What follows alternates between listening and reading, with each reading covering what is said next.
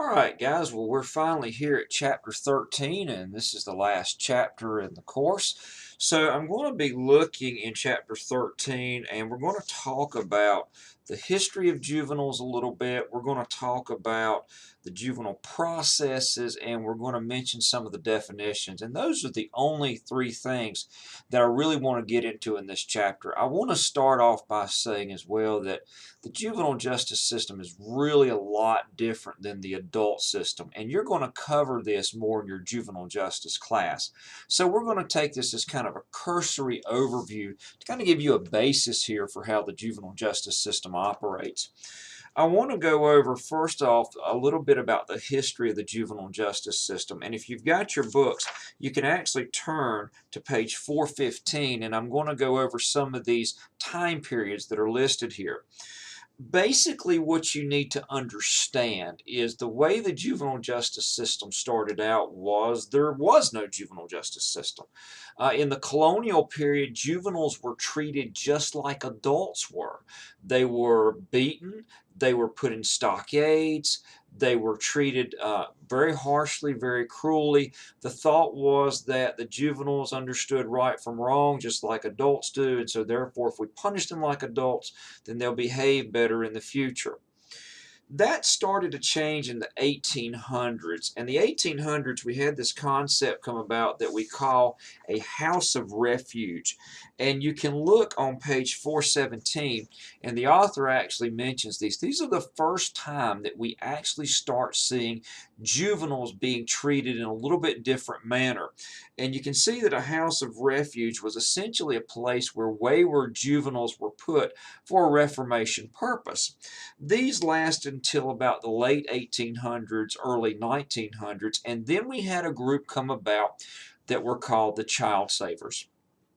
In the 1900s is when we started to see this real progression of change in giving juveniles more rights and of recognizing that juveniles really don't have the same mentality or mindset that adults do. The child savers were actually a part of a larger social movement that was occurring in the early 1900s. This larger social movement is what we call the progressive movement.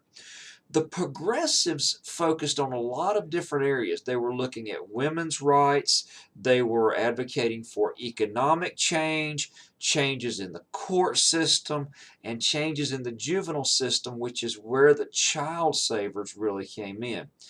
Now, there are some studies that have been done and some reports that have been written that state that the child savers really had an ulterior motive, that they weren't in it to protect the children, but they were protecting their own social status and political status by using children as a method to get legislation passed, and so it made them look like they're these caring bunch of people, a lot like our politicians do today. So understand that there is this idea out here that these child savers weren't really in it for the children. They may have been in it more for themselves. But anyhow, they did some good here in changing for the juvenile system. So what did the child savers do?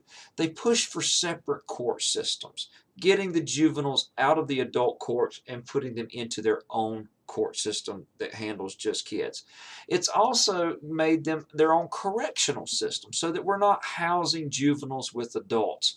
And this is really leading up into the 1950s and 60s where we really see the rights of juveniles accelerating. They're given due process rights. They're given evidentiary rights, rights to hearings. The liberal courts, as we call them in the 50s and 60s, started expanding upon the rights that juveniles have. Well, then as we progress towards the 80s and 90s, we get into a crime control model of juvenile processing. And what we had happen was we had a lot of juveniles that were out committing serious offenses. And so we started pulling back on this idea of reformation, that the juveniles can be reformed. And by the way, I want to say this.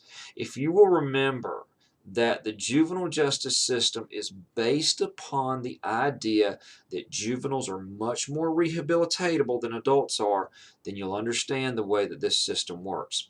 So we had these juveniles that were committing serious offenses. And so society said, you know what? this rehabilitation stuff isn't working. So now, if you're a juvenile and North Carolina uses the age of 13, and you're 13 or above and you commit serious offenses, then we're going to punish you just like an adult. We were seeing that crime control model come back to the juvenile system, and that's kind of where we are today. Now, let's look at the processes for a minute. The process for case processing for juveniles and adults is totally different. And again, keep in mind, the reason for that is juveniles are more easily to rehabilitate. That is the purpose of the juvenile justice system. So how does it differ?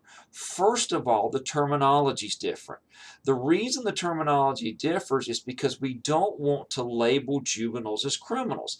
The idea of labeling theory comes in here. If we label a juvenile as a criminal, then they're going to live up to that once they leave the juvenile justice system, and they are going to be criminals, is what it essentially comes out to. But the other processes that are different, so it starts with intake. We typically don't have an intake in the adult system. If I'm a police officer, I see somebody do something wrong, I can go arrest them. Once I arrest them, I take them to a magistrate. The magistrate sets a bond, and after the bond is set, then I take the person to jail. Not so with the juvenile system. We can arrest a juvenile pretty much, but after we arrest them, there has to be this process called intake. And in North Carolina, this is done by a juvenile court counselor. And these court counselors are the ones who decide if there's enough evidence or if we should process the case further. I had a court counselor that came up one day when I caught a 13-year-old driving without a license. I went to court for it. The court counselor comes out and says, "Officer Weatherly, we have decided not to charge her. She apologized." The court counselor said they're dropping the charges, and they can do that. Now, there are some circumstances where a court counselor has to push the case through, but they can be limited in nature and are typically reserved for very serious offenses. So we have an intake process, but also some of the other terminology that's different as well. And if you'll look in your book on page 427, you'll see some charts there. So once we go through the intake process that's there, we typically go before a judge. And we don't call it a trial, we call it an adjudication hearing, if it makes it that far. Before that, though, what we like to do with juveniles is we like to divert the cases out. In other words, is there a method that we can have that we can make amends to the victim, that we can rehabilitate the juvenile without going to trial? And that's called a diversion. And they have to do what's called a diversion contract in the state of North Carolina. But if the case is not diverted out, we don't try them, we adjudicate them. This is done at the district court level in the juvenile court session. In cases where the juvenile has committed serious offenses and they're 13 years of age or older, the juvenile court in North Carolina can waive them to superior court and they have an adult trial. We also do not have a sentencing hearing, we have a disposition hearing. And it's the same concept, but we just titled it different. Which, speaking of terms, there's also some other terms that I want to give to you that we use in the juvenile court system, and you'll find some of these listed on page 419. I am going to give you North Carolina's terminology here. A delinquent juvenile. A delinquent juvenile is a juvenile who has committed an offense that would be a crime if they had been an adult. Now let me stop here for a second. I also need to define the term juvenile. In North Carolina, a juvenile is an individual who is less than 18 years of age, who is not emancipated, married, or a member of the armed forces. Now, for criminal purposes, a juvenile is anybody who is less than 16, so 15 years of age or less. At age 16 in the state of North Carolina, you are charged as an adult. We are one of about 2 states in the union that still do that. At the time I'm making this video, the state of North Carolina is actually looking at changing that to raise the age to 17 or potentially 18. An undisciplined juvenile is one who simply doesn't follow directions well. They may be absent from school. They may not listen to their parents. They may be staying out late. They're not necessarily committing crimes, but they're just not disciplined. I want to mention as well what we call a status offender. A status offender is a juvenile, typically, who commits crimes that are only offenses because of their age. For example, a person over 21 years of age can consume alcohol legally. A person less than that cannot legally consume alcohol. So if they are, then they're a status offender. It's only because of their age. You're in college. You don't have to go to school if you're over 18 years of age. If you're under that, you do.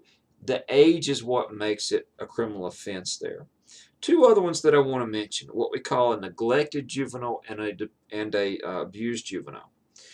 Even though for criminal prosecution purposes you are considered an adult at age 16, the state still recognizes the fact that you are a juvenile until 18. So what does that mean? Neglected juveniles are ones who have parents that are not taking care of them. They're not being provided for. If you have a juvenile who is 17 years of age and their parents refuse to take care of them, then they are technically a neglected juvenile. Now, an abused juvenile is one we think of the most when we think about child abuse. This can typically take the form of sexual abuse, physical abuse, psychological abuse. That is what an abused juvenile is. That's what we're going to touch on in this chapter. If you have any questions, please post them on the Q&A forum, or you can always email me.